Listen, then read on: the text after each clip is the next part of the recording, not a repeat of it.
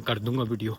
तो बड़ी अच्छी और बड़ा ज़बरदस्त है, और ज़बरदस्त होने के साथ साथ जो है बड़ी ही अच्छी जो है वो देखिए सांस चढ़ के थोड़ा सा वॉक किया, और जो है ना वो, क्योंकि ठंड इतनी ज़्यादा अभी तक देखी नहीं इस साल के अंदर, तो थोड़ा सा सांस भी आपको ऊपर नीचे होगा। लेकिन ओवरऑल बस ये दिखाना था और स्नो दिखानी थी और मज़ा करना था मुझे। वैसे भी स्नो मेरे लिए जो है वो एक बड़ी ज़बरदस्त चीज़ है। क्योंकि बचपन में इतनी स्नो देखी, तो जब भी स्नो पड़ती है तो हमेशा ही होता है कि यार स्नो पड़ रही है, यार स्नो पड़ रही है।